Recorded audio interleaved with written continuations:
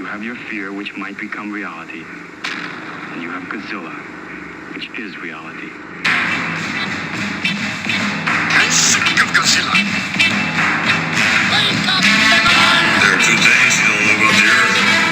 One is me, and the other is Godzilla. We're safe now. No human being can understand that. The monsters on Monster Island can understand it. Whether he returns or not, or is never again seen by human eyes, the things he has taught us remain.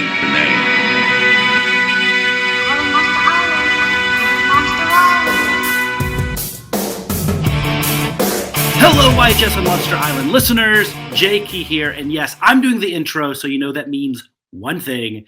The Tattooed Titan of Tokusatsu, Mr. Jacob Walsh, is off duty tonight. In fact, he's celebrating a birthday. I won't tell you which one, but he's celebrating a birthday, so we do wish the happiest of birthdays to Mr. Jacob Walsh. I hope he's out there getting some awesome kaiju toys, and hopefully we can talk about that on the next YHS on Monster Island, which, sneak peek, we will be talking about Godzilla versus Gigan, the 1972 classic, if you ask me, but it is the 50th anniversary of Gigan and that film, so we'll be talking about that. But you know what?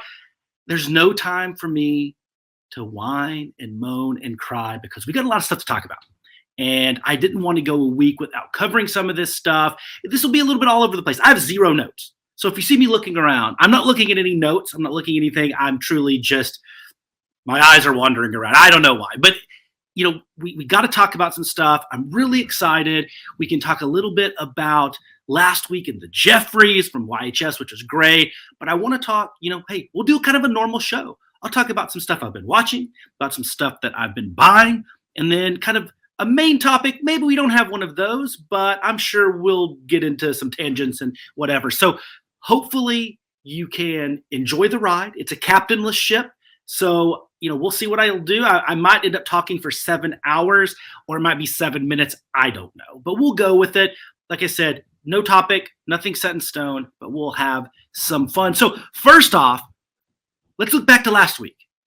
For those that have been watching us, at least over the last few weeks, we've been talking a lot about the Geoffrey Awards from YHS, specifically Toy Anxiety, hosted by Ryan Dole and Craig Goldberg and our very own Jacob Walsh and Abigail Gardner.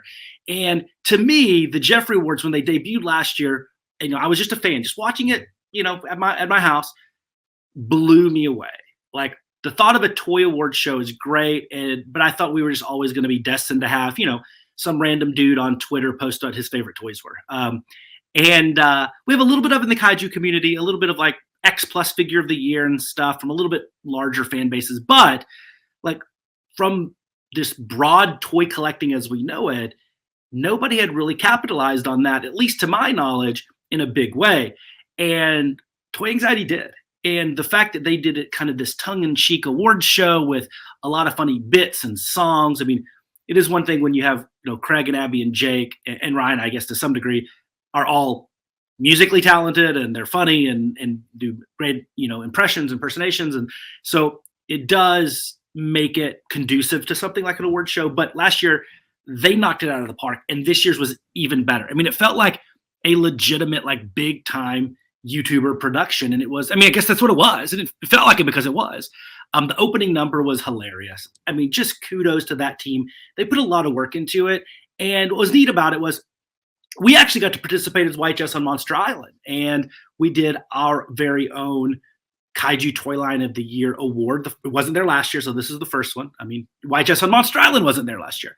So that was really cool to be part of it and to be able to talk kaiju toys for about 5 minutes in that in the award show without getting kicked off the stage or anything. And it was super fun. And for those that didn't get a chance to see it, go see it. But if not, I'm going to expose the winner right now. Our Kaiju Toy Line of the Year was the Marusan 350 line. It beat out some pretty heavy hitters. You had Medicom Vinyl Wars was in there. You had both X Plus Daikaiju and X Plus D4Real was in there. Bandai Movie Monster Lines, Mondo. So you had some really cool kind of contenders. And I love the fact that Marusan won. A Sofubi specific line, in a world that I think a lot of people, their entry into Godzilla has been more the realistic looking, whether higher price points like X Plus or lower price points like Bandai.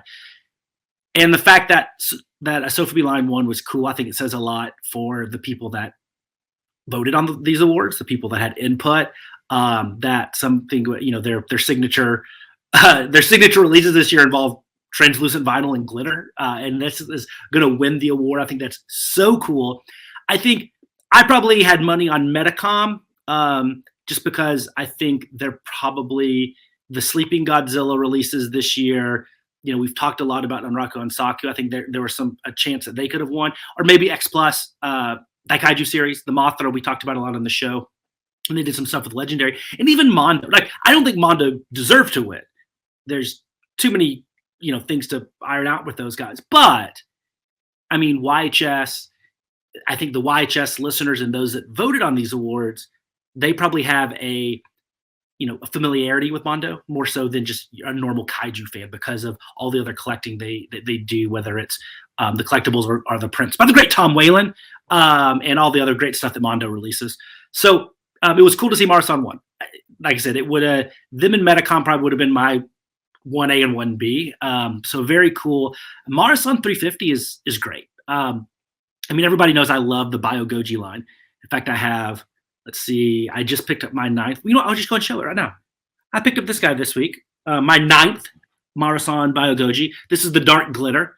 I mean, look at this bad boy. I love it. Same sculpt that I love so much. And, this is just the darker vinyl with the glitter in it. So very similar to the Disco Goji, as Ryan Wilhelm would say.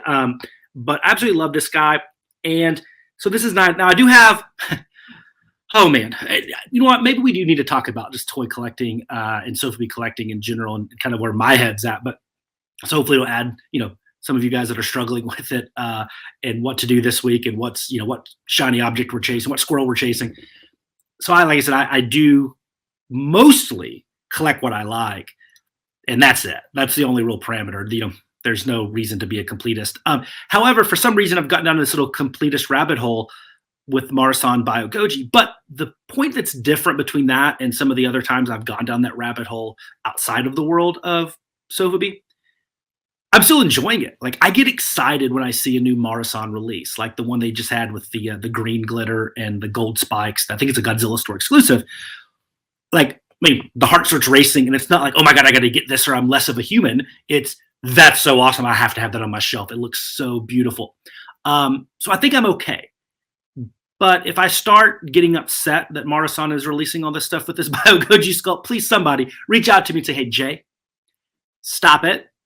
You don't need to be a completist when it comes to anything Sofubi, even if it's something as specific as the Marusan line. But I say that, and I do have 5 more en route to me right now. So I'll be up to 14, and I think I still have like 5 more to go. So I'm getting one of the 2 blue marbles that they just released. The one that's mostly blue, not the one that has the white head that's the glow in the dark, but I have one of those coming. I found the blue sparkle just for like peanuts, so like I had to get that. I've sold that and talked about that. I love that one, but I just don't have it. So I picked that one up. And then the 3 new kind of surprise glitters they dropped on everybody, the light blue, the purple, and the red, which are all awesome. Look, like I'd say the glitter is more like this as opposed to like the blue and the green ones. It's more like a translucent vinyl, more of a translucent vinyl, I should say. And so they look really cool. So I have all those coming. So Marusan 350, hey, I guess the long-winded way of saying, not only did they win 2021, but maybe they're on pace to win 2022 as well, because they are just going nuts. And that, or somebody, maybe Eiji Kaminaga, the president over there, is just trolling me. It's like, how many will this idiot buy? And the answer is a lot. So that's where we're at. But kudos to Marusan 350. I did see that Kaminaga actually liked our post when we promoted it that they won. So that was kind of cool. But I don't know if the CEO of Hasbro and Mattel are doing that with a lot of these award shows, but that was very, very, very, very, very cool. And but the line wasn't just the Bio Gojis. They have so many of these, the Kaiju Salon pop-ups and some of the other cool stuff that they do. They're 54 and they're 71. They released a lot of variations of that. They did some Mecha Godzillas and Heteras. And the Mecha Godzilla, the Black Hall Sparkle. I absolutely adored that. And I show it off on the Jeffries. That could have been, if we would have done a figure of the year, I think that had to be in there. In fact, actually, we were talking about this before the award show because we did Kaiju Toy Line of the Year, and maybe next year we do add in Toy of the Year, Kaiju Toy of the Year, because I don't know if it would have been just 1-to-1, right? I don't think every Toy of the Year would have been represented in the Toy Lines of the Year. In fact, if you ask me right now on the spot, if I had to pick like my 5 toys of the year, I'm actually going with the Megalon X Plus, the Rick, so that's 30 centimeter line, was it in Toy Line of the Year. I'm going with the Bullmark Aurora Mechagodzilla, once again, not in Toy Line of the Year. I probably am going with the Disco Goji, but maybe the Black Hole Sparkle. So regardless, Marusan 350 would be represented in there. And then I'm trying to think what else. Mondo, the Umi variant, I think would be in my personal one. I don't know if that would be the right choice for like the greater audience. And then, honestly, Super 7, the Shogun reaction, the first one they released, that had a nice little buzz about it when that was their initial release. And what a cool concept of taking the Shogun Warriors Godzilla and making him into this small reaction figure that had a $20-something price point. Everybody could grab one. Very cool. And it was a really cool thing that Super 7 did to kind of start off this. We'll talk about Super 7 a lot on YHS on Monster Island about what they've done since then. And I know they're trying to make up some ground with some of the teases that they've done recently. But, I mean, I'm a big fan of the Figure of the Year category, just like Best Picture in the awards, in the Academy Awards. It should be a hodgepodge to represent all the types of interests there are out there. And I don't think it should only be the 5 most expensive, most exclusive Sofubi items out there. I think it should be probably something like an X Plus, like the Megalon, probably some Sofubi items, probably something that's accessible, whether that's something from Bandai Monster series, like the Godzilla the Ride figure, or something like the Shogun Super 7. I think that's a really cool one. Those would be at least in my short list. And I think that, honestly, the Megalon and the Bullmark Mechagodzilla would actually be my top 2. I think the Megalon is just an amazing sculpt and it's just a wonderful X Plus. It generally, I think, is one of my favorite X Plus sculpts.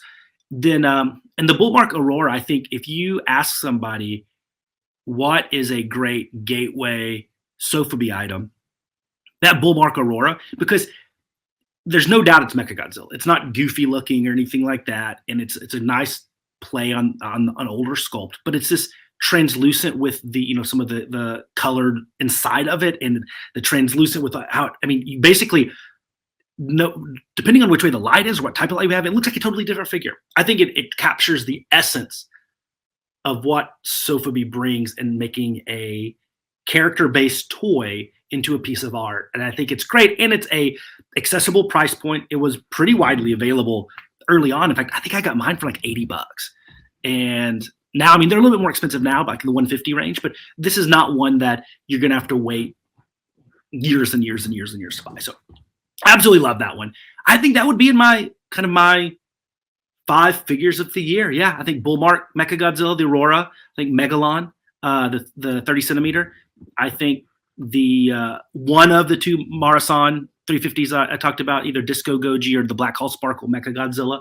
And then I'd probably put one of the Mondos in there, probably the Umi variant, the Designer Con exclusive. And then, and then I would probably put the Shogun Super 7 in there. Once again, not my favorite figure, but its contributions to kaiju collecting, especially domestically, it's probably one of the best because it probably got in more hands than a lot of the other stuff outside of Playmates and those toys. And I think it was a cool concept, and it was really neat and unexpected, and I think it caught a lot of people off guard. So I could defend that. And you know what? The more I think about it, what about that really cool Spring Kaiju Festival, the Lavender Hedera D4 reel? I think that was something that was really awesome. Or one of the Onraku Onsakus, the lottery exclusives. They could have been in there for Metacom, and I don't think anybody would have said anything. Or the final. Oh, you know what? Didn't even think about it. The final scene, Metacom. Unraku Onsaku Godzilla, the all skeletal one, that one people absolutely love. That one could easily be on there. So it would have been a really cool contest. But to my point is, just because those lines X plus 30 centimeter and Bullbark weren't in the Kaiju Toy Line of the year doesn't mean that they didn't produce good toys, because I would say probably the top two are from lines that weren't even represented. So cool stuff. But anyway, the Geoffreys were awesome, and go and watch it. And you will get to see Jake and I. Well, we'll get to see Jake the whole show because he's one of the freaking hosts. But we do make an appearance representing YHS on Monster Island. But kind of, I was thinking about this the other day, and it goes along with toys. Mondo and Super 7 this year the Kaiju toy world might be best known for the fact that we now have two very different style companies in the Kaiju landscape domestically. Now, NECA was in there before, and NECA was, they produced affordable figures, bam, and of course Playmates and that stuff. But with Mondo and with Super 7, you're going to get different style of figures. Meaning, for Mondo, you have the statues, and they have the Sofubi line, and with Super 7, you have the reactions, and you have hopefully the ultimates and whatever that might end up being. So you have that variation, and they're just going to be more collectors focused. Even though, once again, NECA's great. I mean, I collect TMNT, the animated series. NECA's wonderful, but their Godzilla sculpts didn't do much for me. Even though I used to collect them all, I don't own one now. But they didn't really fit into place, and I like at least Mondo and Super 7 are doing something differently or trying to. Whether they're successful at it long term, I don't know. But I think that's kind of the number one news story of the year from toys. Isn't all of the different awesome releases we got? It's the fact that now Mondo and Super 7 are not only in the game, but they're trying to make pretty big splashes. Mondo's a little bit ahead of Super 7 right now, but and Mondo has been, if anything, controversial, and controversy creates cash, right? But you have the animated statue, which everybody was overjoyed because it's the first official release of the Hanna-Barbera Godzilla, but people aren't loving the sculpt, and people aren't loving the sculpt for the price point. I bought mine. I looked at it. I didn't love it. I don't have an emotional connection to the Hanna-Barbera cartoon like some people do. So I want to be very clear.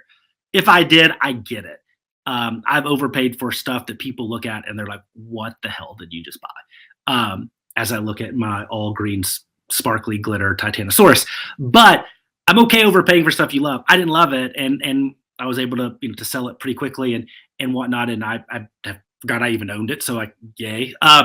But not everybody's favorite, and I'm not even going down the unfortunate placement of the really thick black line. I didn't even notice that until it got brought up on social media and stuff. So I just was looking at it, I was like, this is a non-articulated NECA figure that they stuck on a stand and charged me 6 times the amount that I pay for a NECA figure.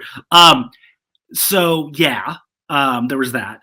And then of course all the hubbub about Mondo and basically how impossible it was to get the Sofubi items. Now, once again, sucks, not cool for us collectors, because we want to have the ability to get what we want.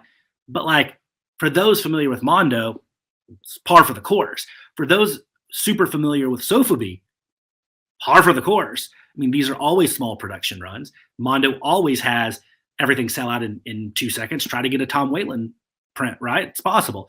And so none of that should have been shocking, but somehow it still was. I think it was the interesting cross-section of people going after these.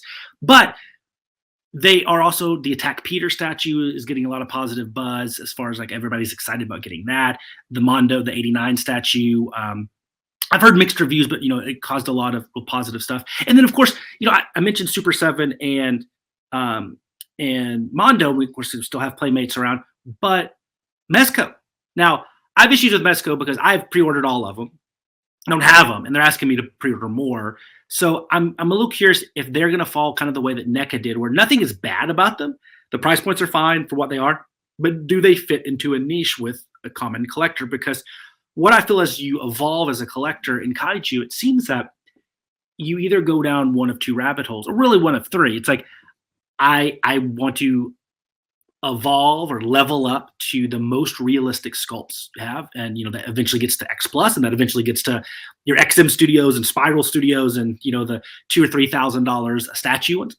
A lot of people stay in that X Plus realm, which is awesome. It's a great realm to be in. Then, or you have people that eventually, and we talked about this on the Sofubi Jamboree with the Kaiju All Stars. You migrate over to Sofubi, and then you start kind of going that route, and it's exclusive there. And then the third one is you kind of do both, and that's what I'm in. Like, I have probably 70-30 Sofubi to X Plus, maybe vintage Bandai. I put in that bucket loosely, and then so maybe 25, and then like 5% miscellaneous weird stuff. But you can go kind of one of those three routes. And I don't know where Mezco fits. Like, to me, I'm almost viewing Mezco as like could it compete with vintage Bandai? Could it compete with Super 7 maybe on that first? I hesitate to use the word premium because there's different gradations of the word. But does Mezco fit in that first step you get when you get out of Playmates and Movie Monster series and more modern Bandai before you get into Sofubi or X Plus or SH Monster Arts? Maybe that would be kind of in there. Will it can be like a compete within that realm? I don't know. So it's interesting to see where Mezco fits in. I'm a little worried about my purchases. I think it was a fear of missing out, especially they led with Destroy All Monsters, and that movie means a lot to me, but also like I can get a lot of monsters for a pretty low price. My cost per monster is pretty good. And so I bought it. I have a feeling that the Mezcos, even though they have Destroy All Monsters, they have Mothra with the Shobajin, and then the recent one with Hedorah, I have a feeling I don't know if I'm going to keep those. Maybe I will. I don't know. But it's interesting to see. It's a fun time to be a kaiju collector because we're getting more Sofubi. We're getting getting more X Plus, but X Plus they do what they want to do, man. But then Playmates is releasing new stuff. Super 7 hopefully will get beyond just the reaction figures, even though they release some cool teases on that. Mondo is going to continue to grow and evolve and get better at kaiju, hopefully soon. And then we're still going to get our thousands of Bandai Movie Monster series and now Mezco. So there seems to be a toy line and a brand for every style of collector. And that's something that if you'd have told me that in the early 90s when I got my first Bandai toy from Japan, I would have been like, are you kidding me? Like, what? There's different echelons to collecting, and it's just amazing. So it's a good time to be that. And I'm going to continue to push. I would say like I get more excited probably when I hear the new releases for Sofubi than I do for X Plus. That doesn't mean I'm getting rid of my X Plus. I'm getting rid of one though. But anyway, but I still have the ones that I like, and I think that they do fill that niche for me, that need, that desire to have some movie accurate, really awesome sculpts, and I enjoy them being in my room and looking at them and be like, oh, that's pretty cool. Yeah, that does look like Titanosaurus. Yes, that does look like Godzilla 1991 or whatever it might be. So I'm excited about that. But I do tend to glare more at my amazing wall there of Marusan 350 Bio-Gojis, which is going to be getting bigger. We'll have a Space Danger conversation at a later date because I'm really hitting that right now, and I'm getting a little scared. I might have to get rid of like full collections, which I'm not cut out for, but we'll see. We'll see. So there was that. That was kind of what I picked up. But I also picked up one more thing, or I guess I picked up the dark glitter one. But I did pick up, because I do love Titanosaurus. Everybody knows that. So I did pick up this awesome Marusan Titanosaur. I love this colorway. So a lot of my Titanos are really wacky colorways, bright yellow or glitter or whatever they might be. But I do like the more, and I'm going to use the term loosely here, realistic, not movie accurate. But, this is like, if this was the paint job on the actual monster in the film, you'd be like, cool. Especially like Showa era, this would make sense. I mean, it comes out in translucent green glitter. Not so much. But I do dig this guy. The Marusan sculpt with the tongue sticking out is always great. And I love this one. And so I picked this guy up as well. My Titanosaurus collection is solid, not great. I think I'm at 7 or 8 of them. But I just love Titanosaurus. I love Terror of Mechagodzilla. I love Titanosaurus. I love just how awkwardly the design, like he's so tall, and that he doesn't have any like beam weapons, and we talked about this on Monster Islands. Like I tend to like the the Angruses and Gorosauruses that have to use other tactics other than just shooting radiation or lasers. And I mean, I guess it's the tornado tail, so you got that. But I love Titanosaurus, and I was really excited to pick this guy up for a really, really good deal. So yeah, so cool stuff there. My favorite Titanosaurus Sofubi, you know what? It might be the M1, the red and blue one that you see a lot that comes with the mini Bullmark, Mechagodzilla doing the touchdown pose. I like that one a lot. And then the Marusan, the bright yellow one, I really dig a lot. That was one of those I bought. And I was like, I'm gonna sell this, and I was like, I don't want to sell this. Please don't sell. And then I was like, why don't I just keep it? So anyway, so not a ton of pickups. I have a lot of stuff coming in, and I'm hoping by the time Jake and I record the Gigan episode next week, I'll have some more cool stuff to show off. But right now, those are my two. But they're good too. I like the two. So anyway, so I guess I can talk about my state of collecting. I mean, I mentioned it a little bit already, but I'm a little nervous about space. But for the most part, I feel I'm in a good place as far as my rules, right? And all of us, we kind of put rules on ourselves. I love the president of YHS, the Godfather, Craig. He talks about his rules and how they're, ambiguous and always changing and volatile and whatnot. And it's kind of a running joke there, and it's funny because Craig's funny. But I think a lot of us do give ourselves sort of rules, whether it's by line or just overall in general, and we tend to go away from those. We tend to, the rules change over time, and that's fine. That's awesome. And my path has been very similar to a lot of kaiju collectors, where I've kind of gone through the lower price entry level stuff to Sofubi to, X Plus and whatnot. But I feel really good now where I don't have a fear of missing out on X Plus anymore. And I never really did, because I got into X Plus way later in the game than a lot of folks. It didn't mean a lot to me at those price points as a collector, and until I got a few, and I was like, holy cow. So I don't have that fear of missing out. Now, with that being said, did I just pre-order 2 X Plus items like literally 30 minutes ago that just hopped on the Shonen Rick site today? Yeah, I did. So the Godzilla Gigan 25 centimeter 2-pack, and I don't even collect in that scale. I have one 25 centimeter. No, two. I have 2 25 centimeters. Everything else I have is 30. And I even got a Diva reel, which I don't collect at all. Gigan, the Rick with the light up eye. So I wanted those. I got them. Now, it's easy to say you want every X Plus, because you do, but you know what I mean. Like, there's, I would love to have it, and there's like, I need it. I want it really bad. And if I get to that level, I'm all about it. But I tend to that's more of I think I'm getting to a place where I'm pretty good at kind of handpicking what I want. Whereas Sofubi, it's a little bit harder for me. And it's not necessarily a fear of missing out, because there's so many releases, there's so much stuff, and you can't just be like, that's cool. Because if you do that, then you would literally buy 15,000 figures a year. But I get a little bit more, I don't know. I think I'll put it like this. Over 2022, I'm probably going to buy a lot more Sofubi items that I end up selling or giving away, just because I thought I wanted them a lot at the time, and maybe that wasn't the case. Whereas X Plus, I feel I'm going to be pretty darn accurate on it. So we'll see.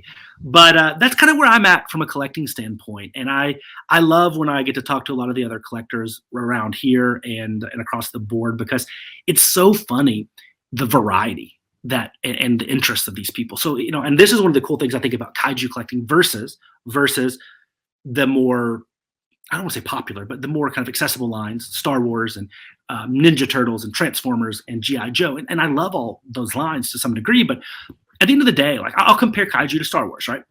Both have tons of property, or tons of product out there across a wide time frame. And there's newer fans coming in all the time, and there's newer stuff being released today, and there's stuff that's 40, 50 years old that is very desirable. But here's the thing with Star Wars. You have people that are either they collect what they want, or they want to complete everything.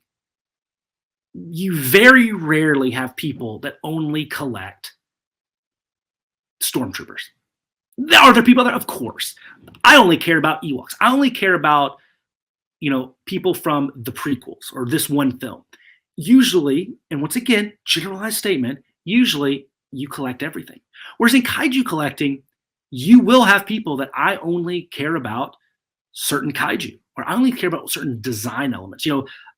Whether it's I only want Sofubi items that that are translucent, or I only want items from the Heisei era. Like that is more common, and it's just the fact that like everything kind of fits in general toy. It seems like when you talk about Star Wars, whereas Godzilla, you have hyper realism, you have hyper realistic statues, you have Sofubi, and these are broader terms than yes. Are there statues in Star Wars? Of course, there's statues. There's tons of great ones, but it's not necessarily it's not as big of a chasm between statues and collecting action figures as in Sofubi, or excuse me, as in kaiju, whereas like that's a totally different collecting mindset and style, those that collect X Plus versus those that collect Sofubi. So it's very interesting, and it's very different, and I love that about kaiju collecting. But it is, like I said, it's very different, and it's a hard thing for people to understand when they're coming in from only collecting Transformers and G.I. Joe, right? Like, I need to get the latest Baroness, I need to get the latest Optimus Prime, is different than I need to find the one-day pop-up exclusive Marusan 350, Hedera with, rainbow glitter and whatever. Like, it's just a different world, and that happens all the time. It's not one celebration exclusive Luke Skywalker. It's every day there's multiple exclusives from different companies and different kaiju, and so it's just so different. And one's not better than the other. Please Star Wars fans, Ghostbusters fans, Transformers fans, don't take that. This is not a superiority play. It's a difference play, and it's one, I think it's an education piece that when people come in that listen to Jake and I talk about Godzilla collecting, it is different than some of the other type of toy collecting out there. And once again, it's not better or worse. It's just, it is what it is, right? But anyway, I've talked long enough about kind of collecting and what I picked up this week. I got 2 items, and I'm going to talk for 20 minutes about it. But so that was kind of cool. And then normally Jake and I would then transition very smoothly into talking about what we watched. And so this is an interesting one, because if you go back, for those that have listened from day one to YHS on Monster Island, when we first started talking about, hey, have you seen anything lately?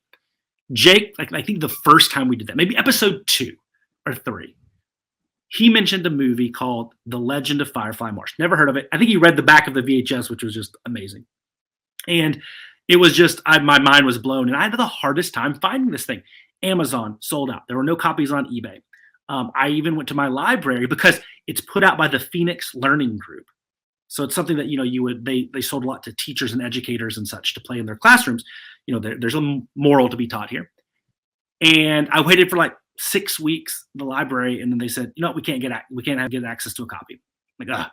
Eventually, over the last, 7 or 8 months, at some point, the Phoenix Learning Group put them on their site for purchase, either a DVD or a digital copy. So I bought a DVD, had to find a DVD player, found one somewhere here in the house, and I watched it. And how Jake described it was spot on.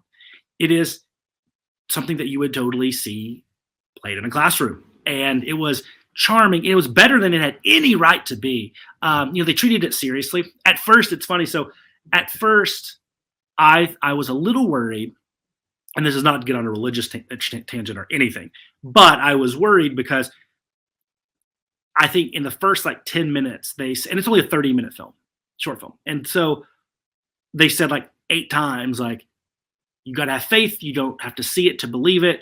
You've never seen the pyramids or whatever, stuff that laced with some flawed logic, but yes. And I was like, is this like a something that we played at a Southern Baptist lock-in, to middle schoolers? What the heck? But it totally pivots away from that. It is not one of those. And if you like that, great. But it was interesting. So it's a pretty simple story, and there's not a lot to it. There's not a lot of unpredictable nature to it, but it's well done. I mean, it's well acted, but essentially it's a large plesiosaur type dinosaur is stuck in the Finger Lakes and stuck in a lock. And And the grandpa, as a kid, was, I don't know if he discovered it, but like he had a run in with him and his buddy, who went on to become a famous author, or at least a regionally famous author. And his grandson would come and listen to these stories. And the grandpa turned out to be kind of the guy that oversees the lake there, the marsh.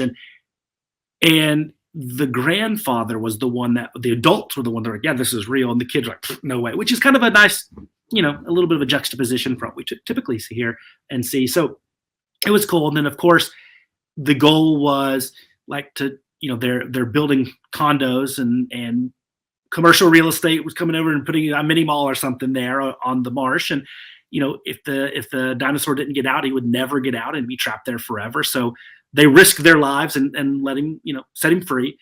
And so, okay, the end. Well done. I mean, there were some tense moments in there when they're freeing him. I was like, wow, the monster looks great. It's a great kind of plesiosaur from the 80s style of special effects. Like, it looked great. It was fun. There was nothing super hokey about it. It could have been, but they didn't. It was cool. As a kid, I would have loved this. And then the cool part is at the very end, like it swims out to sea. You think the end. Oh, but no. It arrives in what is loosely supposed to be Scotland, I believe. And at least this is how I interpreted it. And in the distance, you see another head ripped from the water. And so this is supposed to be some connectivity there to Loch Ness and Nessie, which I thought was hilarious and awesome and amazing. And they do it, and I say hilarious, like it wasn't done tongue in cheek. It was done like in a very like realistic, like treated with respect type moment. And it was great. It was a fun 30 minutes. I think my kids are a little young right now for it, but that's something that, a 6-7-year-old would, especially one that likes dinosaurs or monsters or fairy tales, I think would love it. Highly recommend it. Legend of Firefly Marsh, Phoenix Learning Group. You can find their site and you can get it from there. It's great. And so thank you, Jake, for that recommendation. It sucks it took me almost a year to watch it, but I'm glad it turned out as good as you said it was. And I loved it. Like I said, charming is the right word for this. And it is, it will warm your heart. It's really good. And I absolutely dug it. So that's number one on the what I've watched. The other two might be a little bit more, I don't know, in depth. First thing is, let's talk Ultraman. Now, I'm not going to get to a deep dive in Ultraman because that's a whole podcast. Not like a single podcast, like a whole podcast series. But I do want to say, like, and we've talked a little bit about this on YHS, on Monster Island, not a ton. We haven't gone too deep down, kind of like the Henshin subgenre of Tokusatsu, but your Kamen Riders and Super Sentai and Ultramans of the world. But we've talked about, both Jake and I think are similar in that we didn't necessarily get into Ultraman at the same time that we got into Kaiju and Godzilla. A lot of people do. We've always been aware of it, but like, did we sit down and watch all of the Ultraman episodes? No. So we're very similar, but so it's newer. It's not new, but it's newer than like Godzilla and some other franchises. And so recently I've just been rewatching Ultraman 66, and it's one of those where like a lot of the episodes, I've seen them multiple times. It's kind of one that I can put on in the background, even subtitles, put it on the background. It's bright, it's colorful, it's vibrant, it's silly, it's fun, and it's great background. And it really is. I'm never going to stop and like, I want to watch this entire episode and stop what I'm doing. But it's also like, I'm never like ignoring it. It's happy. It's like having a really upbeat, positive song on in the background while you're cleaning or something. And, but I've been watching it, not just keeping it on in the background. And it's reinforced like my theories on the first one, or my theory, I guess, but how I interpret or I, kind of view it. That first series is very uneven. It is like, it can be a little schizophrenic for me, and since like it's an episode that I absolutely adore, and then there's an episode I'm like, whoa, like no. So I envision me having an episode where Jake and I talk about, the top five, at least our bottom five Ultraman from Ultraman 66. But like, I love like the first episode, the last episode, and there's the Monster Graveyard and stuff like that. But there's some that I just like, that was a hard watch, and then there's some kaiju that it's like, and we get like low budget, it's really silly, you're gonna see heads fall off and suit zippers and things like that. Like you can't watch Ultraman go in there and thinking it's going to be amazing. And we're all pretty accustomed to that, being fans of Godzilla, but even a step below or above, depending how you look at it. And some of them it's just hard. But like, I mean, like I said, I don't want to spend too much time on these episodes or on the episodes that I absolutely love and absolutely hate. But I'm just so shocked. And it's crazy that there's so much variability because it is such a formulaic show, right? I mean, at the end of the day, it's like problem, monsters at the heart of the problem. Science Patrol can't quite figure it out, can't quite do it. Ultraman comes is kind of the deciding factor. Everybody's happy. And now some episodes stray away from that, of course. But for the most part, like, that's what it is. And I think that's why the last episode's so jarring, the kind of the conclusion there. I think that's why it's so damn good, is because it does, not only does it break away from the formula, but it just catches you off guard. Even though I've seen that, I don't even know how many times, like, I still am like, kudos to Tsuburaya and them for doing that. But anyway, I'm excited to maybe go a little bit deeper into Ultraman. I've never had any real desire to do a lot of the after Ultra 7. Really, just to me, like it's never really been something that's been top of mind. But I'm excited to eventually get down and do that. I don't know if I'll do that with Super Sentai. Kamen Rider is when I want to revisit the first series again. I really like the first series of Kamen Rider, so I'm excited to rewatch that. If I do that, I have to get Travis Alexander from Kaiju Weekly on. I mean, that guy knows more about Kamen Rider than all of us put together. That would be really fun. But I don't know, in Ultraman, I really think we need to do some deep dives into that. But I just love how uneven the first season. I love it, but it is uneven, and I know a lot of people will disagree because that's a good way to pick a fight. Go to a tokusatsu room and tell people that Ultraman's not your favorite. I mean, people be throwing right hands at me. So, but anyway, I've been watching a lot of Ultraman and will continue to do so. And at some point I would like to have a little roundtable on that and really just kind of see how different, when there's nearly 40 episodes in the first series, like how different our opinions are on what the good episodes were versus what the bad episodes were. I don't know. I think it'd be interesting. So watch that. And the other one, going a little bit more on brand. So if you'd have asked me over the last, 20 years, my favorite Heisei movies, I kind of rank them. And, at the top's always going to be Godzilla versus Mechagodzilla 2. Always at the top's going to be Biollante. And I would say, and Destroya, sorry, those three. And always at the bottom is going to be Space Godzilla and Godzilla versus King Ghidorah. That middle tier of like Mothra, and 85 or Return of kind of like fluctuate and stuff like that, right? But I rewatched Godzilla versus King Ghidorah, and I've seen that one so many times, and I think you always hear me, the first thing out of my mouth is always like convoluted time traveling storyline, unnecessary. It's a very bloated film. There was all the pseudo manufactured anti-Americanism stuff that came out of it that I think kind of like, I don't know, it just spoiled what could have been a more fun film. And I rewatched it recently. I have to tell you, like, I'm softening my stance on Ghidorah. Now, is it, I want to be careful, I'll say this. Is there still Major Spielberg, and is there still the Dorats, which I know some people disagree with me on this. Is there still some of the controversial stuff, the awesome running scene, still one of my favorites. So Red Dwarf. But yeah, of course. But I think when you start focusing on like some of the positives, they're very good. And I think what really stood out to me is, and this is not going to catch anybody off guard, I'm not breaking news here, right? But like I've really focused in on Yoshia Tsuchiya's Shindo. And Tsuchiya just does such a good job. And we all talk about the scene, right? His stare down with Godzilla, but that whole movie until he has the stare down with Godzilla, he's wonderful.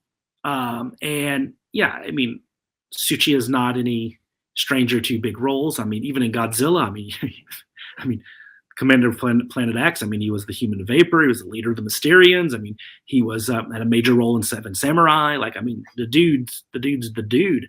But I think Shindo might have been, at least quality per second on screen, might be his best performance. And it's so good.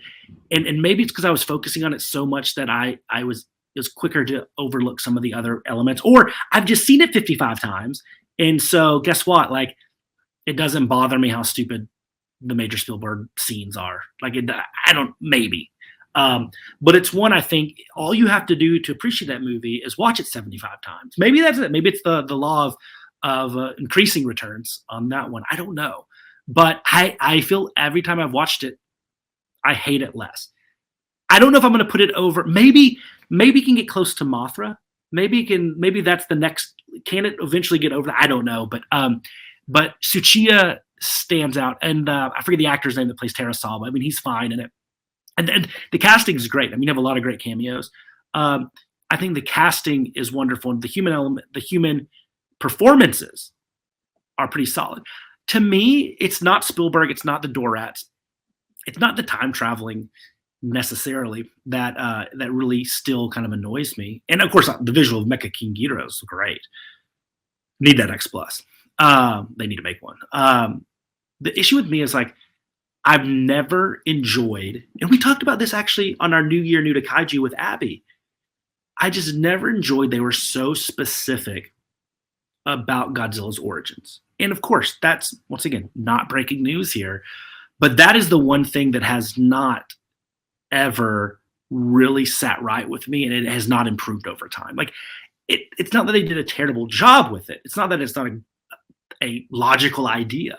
It's the fact that Godzilla as a representation of the negativity and what nuclear power can do, and the misuse of nuclear energy can do, and radiation, with the after effects of radiation and everything. It's the fact that it's more vague and ambiguous, right? It could be anywhere. It could be causing anything. The fact that it's so specific to the one dinosaur, and a friendly dinosaur, at that, it's like Denver, the last dinosaur. I don't know. I think it takes a little bit of the luster out. And though they try to bump it up by, saying like basically that there's the nuclear sub and it had even more power and made it more powerful, it just didn't. It was too little too late. So I still think that's the fundamental flaw in the film. Everything else you can look past, because a lot of Godzilla movies have silly stuff. I mean, we praise Godzilla vs. Biollante, and I mean, it has a corny cartoon sound effect, the boing on his head. So like, we can look past that. So I can look past Major Spielberg, but I can't look past kind of the too much specificity around the origins of Godzilla. But once again, softening on it, I think Tsuchiya is really the key there, and that role of Shindo is so good, and he's so wonderful. I mean, it's not even just the scene. It's just the fact that you take this guy he has to walk the line of being both a military commander that is about to die. Him and his garrison are trapped, and they're about to get just waylaid by the American military. And do that authentically. And then he has to become a dinosaur-obsessed, eccentric billionaire that has to shield answers from these reporters and this nosy writer and everything. And he does that with even more authenticity. And then he's also supposed to have the emotional chops to be able to deliver one of the most emotional scenes in all the Godzilla continuum. Not many can do that. Tsuchiya was, I think, uniquely made for that role, and he does a wonderful job. So kudos to the late great Tsuchiya there for Shindo. But I think Shindo outshines the movie. It's kind of like Jeff Bridges and the Crazy Heart. But anyway, that was a random comment. But anyway, so we had that. So that was those were kind of the three things that I watched. I'm watching some Ultraman. I did just finish King Ghidorah 91, and then I did watch Legend of Firefly Marsh. And don't watch them all. I mean, I recommend them all to some degree. Not every Ultraman episode, but to some degree. So the next thing that we typically do, as I'm still rolling here, we talk about the news, and there's been a little news. Some of it I'm going to save for my conversation with Jake, because I don't want to steal all of it. But I want to do a follow-up to all the news that came out of Wonderfest, because there was a lot. There were so many great new releases and stuff that came out, and a lot of them will be on Toku Toy Town. And this episode is brought to you by Toku Toy Town, your home for Kaiju collectibles, Tokusatsu toys, and rare Sofubi. We know you have great taste in your podcast because you're listening to us. Well, hey, how about you get some great taste in your Kaiju collectibles at TokuToyTown.com. Anyway, that was a non-paid advertisement. So But there was a lot of cool stuff that came out of it.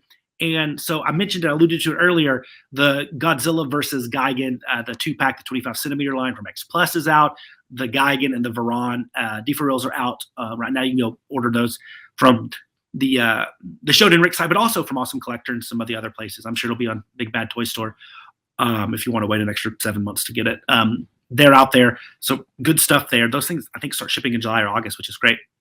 But the M1 the M1 54 that was the Subaraya Museum exclusive originally, like the guy with the plane, that's coming out soon. I think we're starting to see some of the M1s, the What to Do with the Dead Kaiju have been out there, and some of the other cool stuff. So that's just wanted to mention that, like, hey, the stuff's getting out there now. The Sun Guts, especially the skeletal Shin final form is awesome. Like, that stuff's coming out there. So go out there, buy it.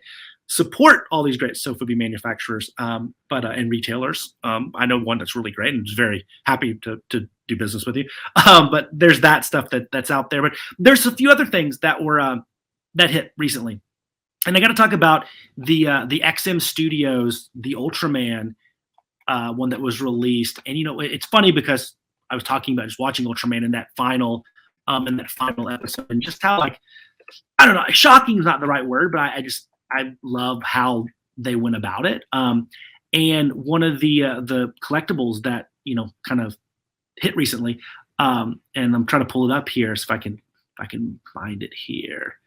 There it is.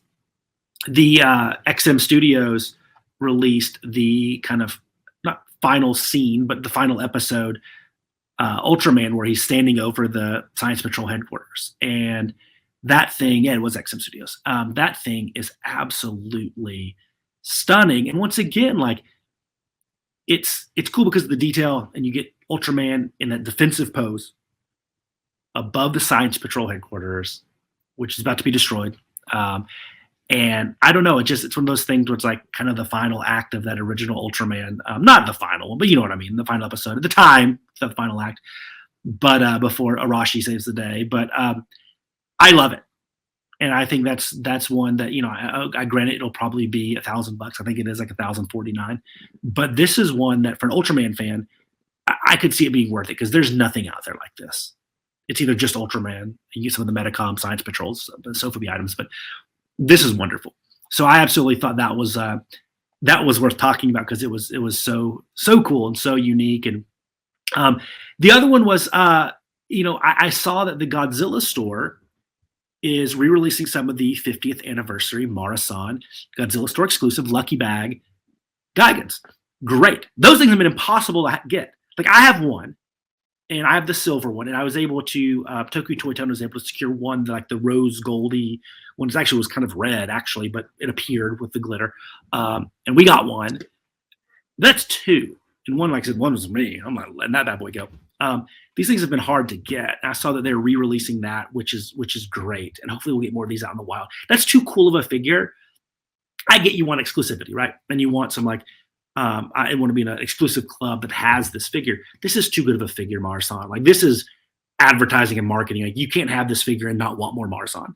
And I saw they also releasing a Gigan plush that was really cool, and just some other Gigan merchandise. But the big news for me, and I once again mentioned it earlier briefly, a new Marusan 89, this green glitter with yellow dorsal fins and kind of yellow streaks and yellow goldish claws and toes and stuff. It's awesome.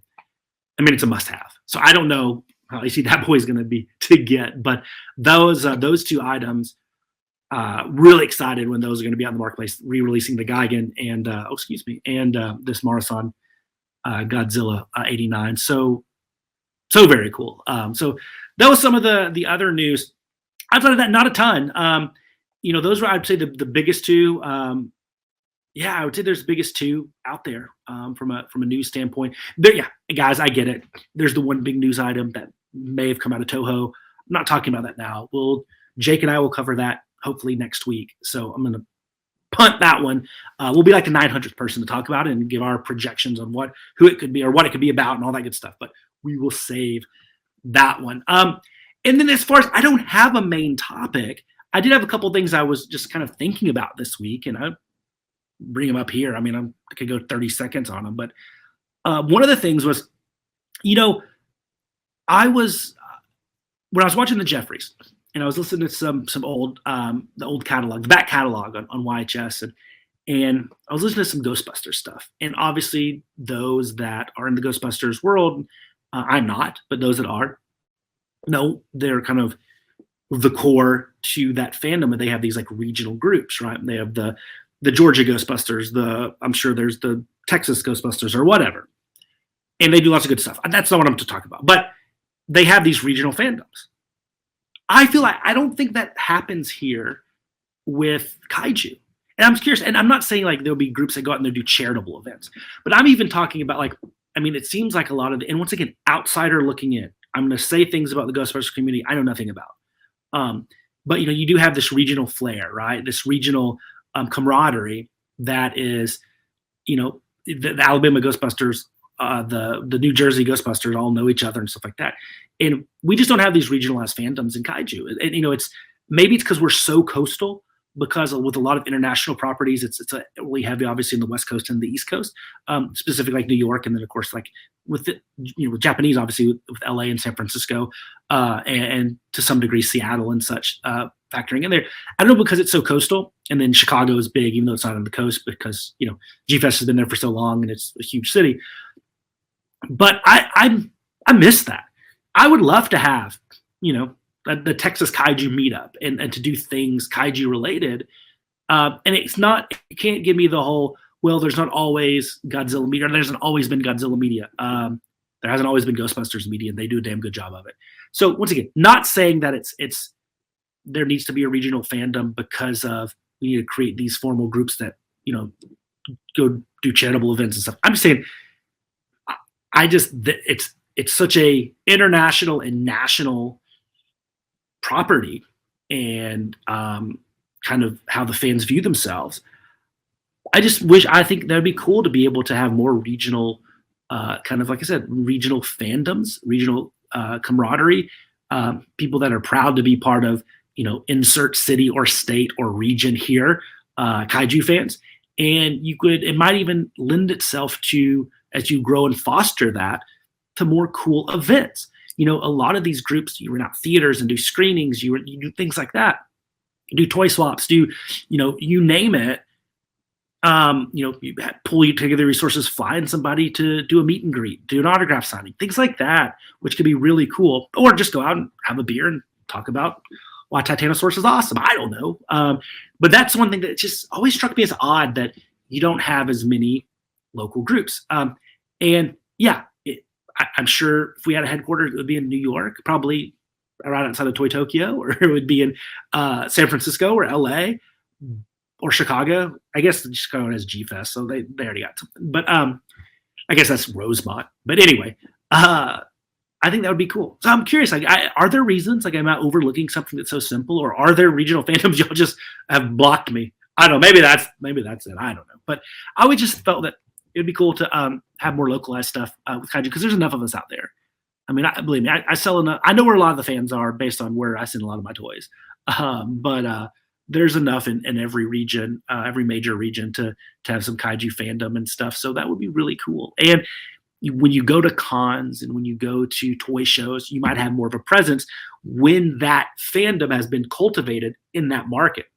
I mean, I've been to, I don't know, 5 or 6 toy shows here as a vendor, and I don't know if I've ever seen any booth that's been exclusively kaiju and Sofubi or kaiju collectibles outside of mine. There have been some that have like a random Playmates here, or a random Imperial Godzilla here or something, but for the most part, it's very, very not kaiju focused. And I know that's not because there's not a lot of kaiju fans here, but just doing that and sharing that information and drumming up support, we might see more people want to come down here to be able to booth and be a vendor and get those great items and that knowledge and everything and that camaraderie, and spread it across the landscape. And I think regionalized fandoms would help out a lot to that. And it doesn't do anything to discredit or disservice the national ones. They're always going to be there. The Facebook groups are always going to be there. And you're still going to be able to go to Collect All Monsters and talk to those guys, and the Kaiju Collectors Club and the X Plus Collectors Club. That's great. But I think there could be more for those kind of mid-level and smaller grassroots types of events. And I think that would cultivate even more of an engaged fan group than, because we're just not compared to the other major properties in the US. It's just not, that's the reality. And I would love for that to change to a bit. And could a state like Texas or a city, metropolitan area like Dallas-Fort Worth be one that's not traditionally thought of as a kaiju community? Maybe it could. It has enough people and that probably has enough fans. But I think it would be a good kind of petri dish to understand if kaiju collecting in Godzilla could be a region, and Tokusatsu maybe you broaden it even more, could have a nice regional fandom. And it's crazy because, I'll talk about what I know here.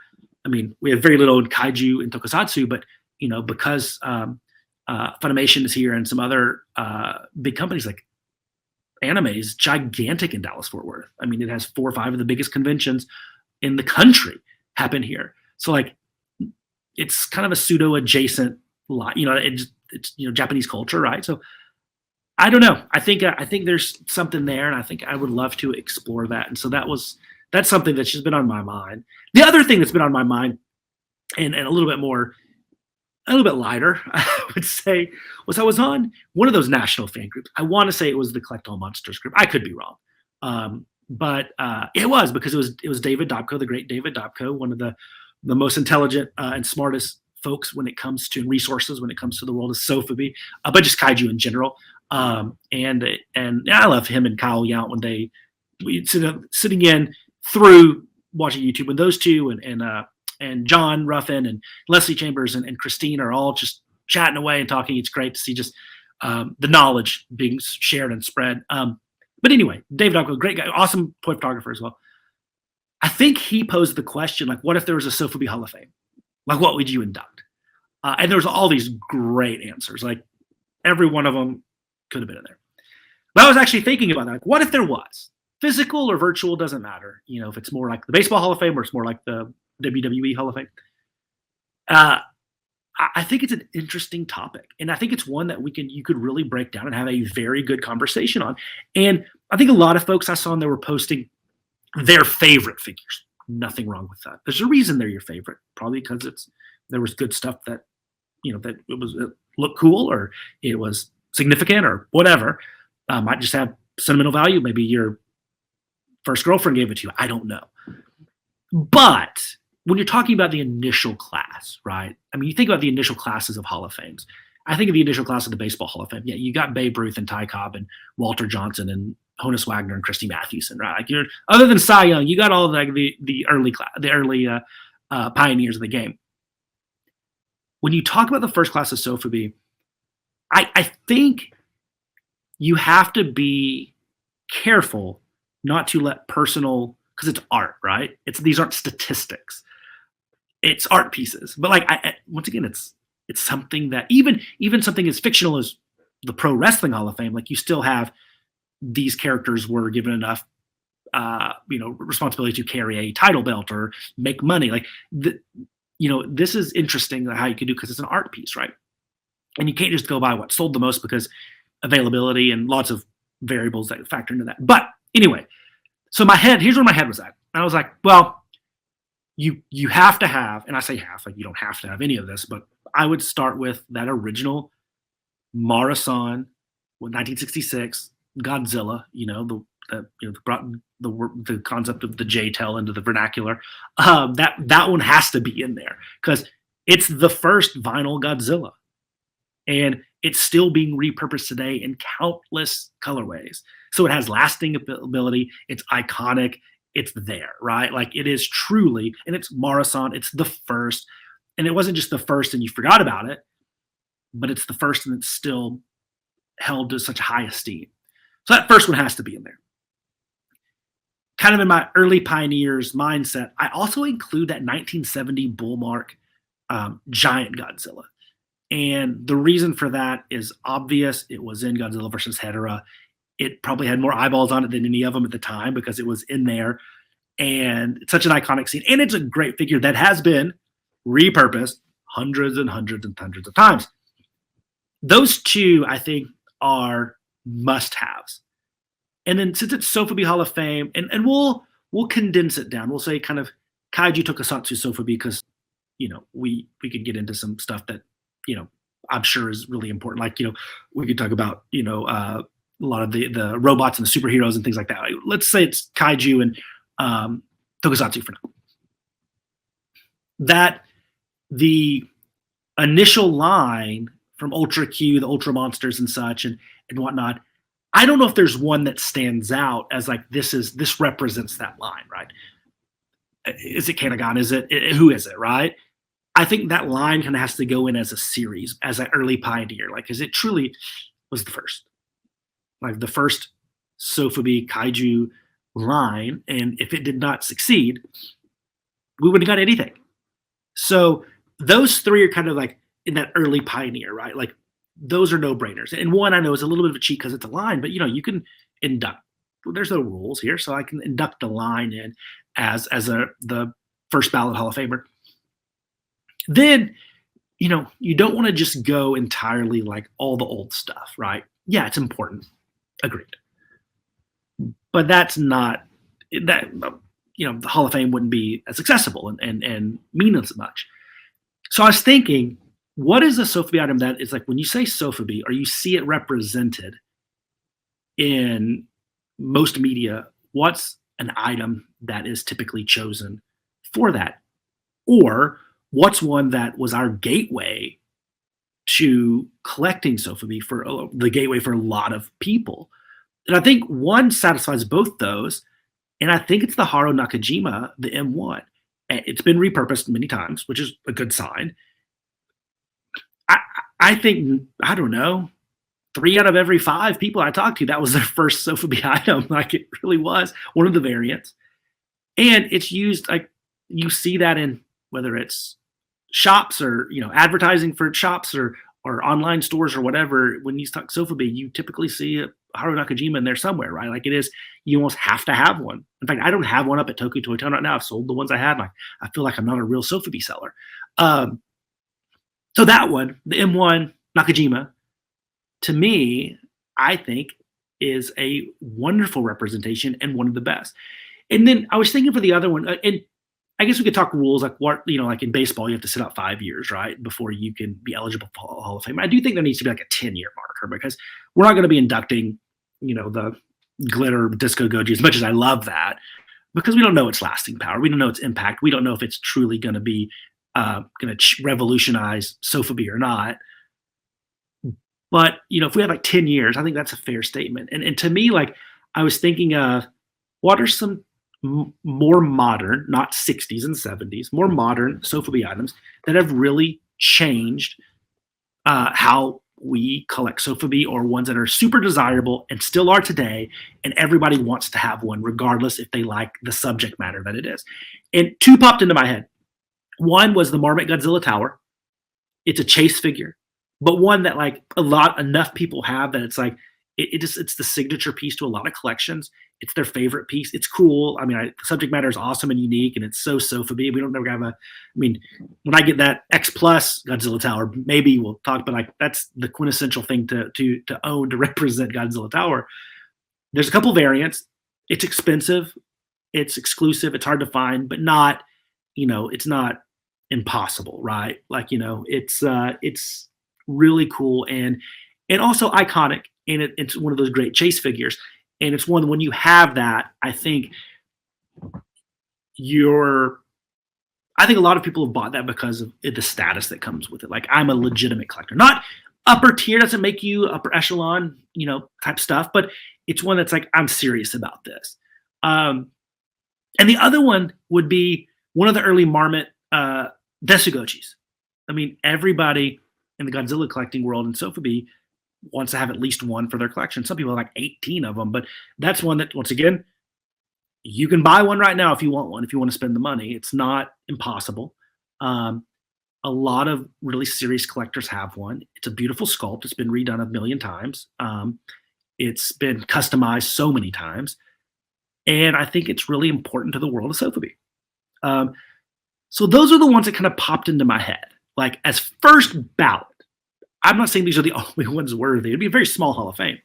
But if you take the original Marusan Godzilla, the original Bullmark Giant Godzilla, the original Ultra Kaiju line that came out in Marusan in '66. You take either and maybe both the Marmot Desugoji and the Marmot Godzilla Tower, or one of them, and then the M1 Haru Nakajima. To me, that's a damn good class. Say I have a Tokusatsu Godzilla Kaiju Focus, Sofubi Hall of Fame. That would be my initial class, some variation of that. And then if you think about coming after that, that's when I think you can start looking at, maybe some more of the artistically sound ones, more the modern ones, but then also sprinkle in, I think the Bullmark King Ghidorah has to be in there at some point. One of the 1,000 Heteras, because Hetera is the most made Sofubi item. Like one of the original Heteras has to be in there. And then, then you talk about like the M1 Miss Namakawa or the Shobaji. I'm just trying to think of ones that like so many people have, they're that significant. And then of course the other question, because this is the one that I throw a wrinkle in, are we using Sofubi how we use it, like how we use anime, where it's like a specific style of animation, or are we taking it literally? Because I mean, obviously, if it's just Sofubi, then like we can expand that out to the larger world of soft vinyl and vinyl toys in kaiju. So then, if that's the case, then I say you have to have the '62 Bandai Godzilla from 1983, their initial launch. Like that one is, you have to have that. And maybe as a line, the oft forgotten but shouldn't be Yamakatsu line that came in, the originals, right? I don't know if one stands out on that one. They were just all kind of like dumped in the world. Like, here you go. And yeah, but I think those kind of have to be in there as well. It just, like I said, once again, it depends how broad are we going to be with this thing. But yeah, I mean, I think you have a lot of really good options there. I think you have some really, really, really cool ones that you could make an argument for a lot of different ones in the first class, but even the subsequent classes, there's no wrong answers, right? So anyway, between regional fandoms and my mythical Sofubi Hall of Fame, and I say mine, I stole it from somebody else I saw in there. I was like, that is a great conversation to have. And I wish Jake was here to have that conversation, but he's not. And I survived. So anyway, thank you guys for listening to me. I'm going to shut up now. We got more YHS Monster Island coming next week when we talk about Godzilla versus Gigan. Happy 50th. I think March 12th maybe is the actual release date off the top of my head. That sounds right. I might be wrong. So that's going to be something to look forward to. And of course, we always say this. Please leave us a review. We do appreciate it. We know there's a ton of kaiju content out there. It could be, Collect All Monsters. It could be Kaiju Weekly, podcast, YouTube, you name it. Like there's a lot of cool stuff out there that talk about movies, that talk about toys, that talk about the fandom in general. And we appreciate you guys choosing us to listen to. Whether we're your first choice or your eighth choice, doesn't matter. We just are glad we're a choice on that wonderful, smorgasbord of kaiju content that you can consume. But we do, I don't say we would like you more, but we might like you more if you go leave us a really good review on Apple Podcasts, on Spotify, wherever it is. Like that means a lot to us. It helps us with that evil algorithm and lets us get above some of these other podcasts that aren't as good as us. But please do that. And of course, check out all the other great YHS content. Go watch the Jeffries on YouTube. I mean, it's amazing. And then of course, yes, have some. The main podcast, YHS Prime, as I like to call it. The main YHS, the original, with Craig and Abby and Jake, when they're talking everything Ghostbusters, Jurassic Park, Jaws, horror movies, Star Wars, you name it. And then the hit sensation every Tuesday night on YouTube at 9:30 Eastern, 8:30 Central. That's Toy Anxiety. It's those same three.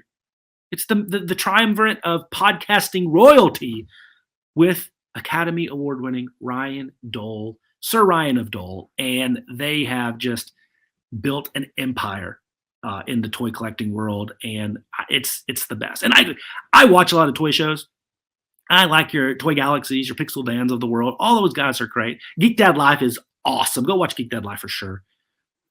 But when it comes down to it, Toy Anxiety is the best. And there's so many other cool things they do. When Kenobi starts, they'll do another Kenobi weekly show, or do a Kenobi weekly show like they did with the Boba Book Club for Book of Boba Fett and Midnight Mando before that.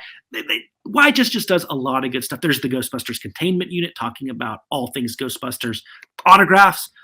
which is amazing. Such a very specific podcast, but those guys put out a ton of content, and it's really, really, really good. And then, of course, if you have some extra finances and you're not spending it all at Toku Toy Town, go to the YHS Patreon. They drop some really cool stuff. They do Zoom hangs. You get to hang out with those guys. And they do watch-alongs, and they do some really cool custom stuff. Jake versus Stephen King is wonderful. Craig just in his car talking about the state of toy collecting. He does a much better job as kind of the Vince Scully, the Joey Styles, the one-man booth than I am. He's a pro at it.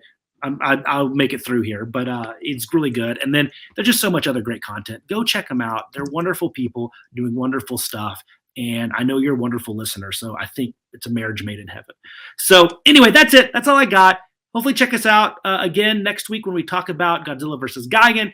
I'm Jay Key, captainless, without the Tattooed Titan of Tokusatsu, Jacob Walsh.